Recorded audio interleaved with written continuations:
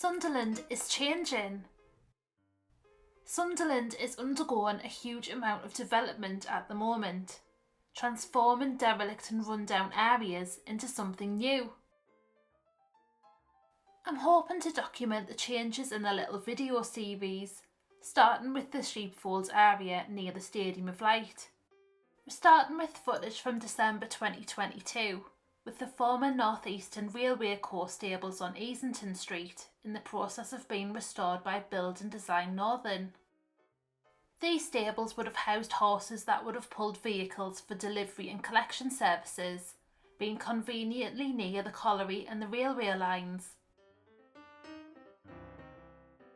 A new footbridge was earmarked to connect near the City Hall to the sheepfolds, with work beginning in January 2023. The red and white fences seem to mark where the bridge will go on each side, connecting North and South Sunderland a little bit more.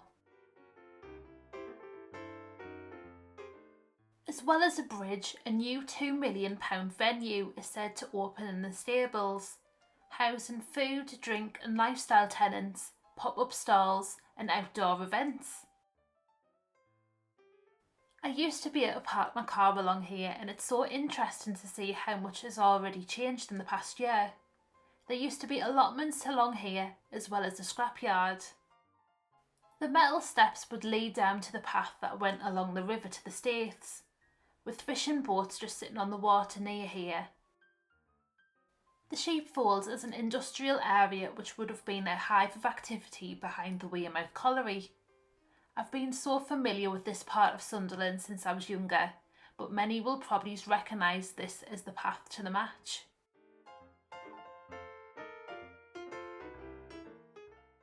Looking at old maps, this whole area from the stables to Monk Wearmouth railway station would have been terraced housing as well as the brush factory.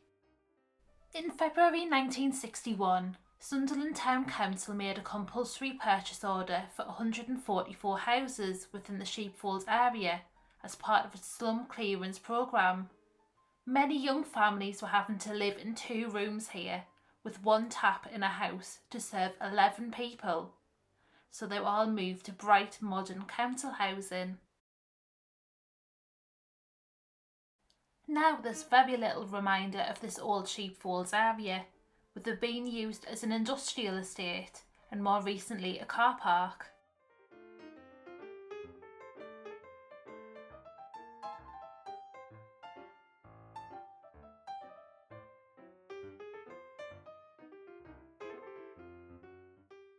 So what is actually still in this area?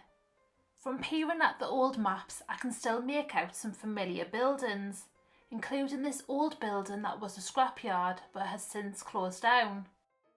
Its close proximity to the old railway station made it the perfect goods shed to hold produce and coal before being shipped off to their destinations. Through this old gate you can see the old stone building of the railway station and where the railway tracks would have weaved along. It looks like the stone walls to our left are originals, taking us down Hay Street towards Thompson's on our right. This building was the home of Edward Thompson's, a printing business that operated in Sunderland for over 150 years.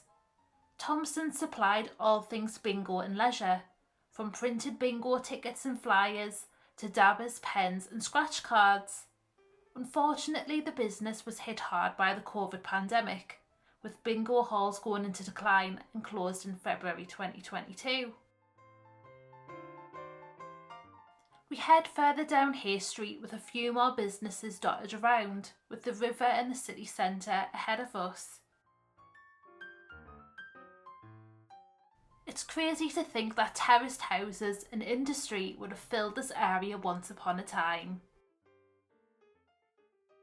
At the bottom of Hay Street you can turn right onto Easington Street to follow the road around to the stables and the Stadium of Light.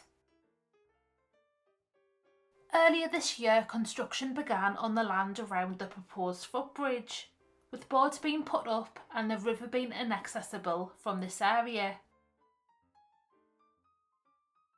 So far, materials have been brought in to surface the land, as well as a lot of work to the land itself, which had a lot of previous building foundations in it. It'll be more exciting to see the progress when the actual components of the bridge go in, and it'll be interesting to capture how this changes the landscape of Sunderland. A few weeks ago in July 2023, plans to demolish Edward Thompson's building and the pedestrian link bridge that connects each side of the premises started to happen. I thought I'd leave you with the footage I've took of the building slowly disappearing. Please let me know if you like this video and what change in the northeast you'd like me to document next.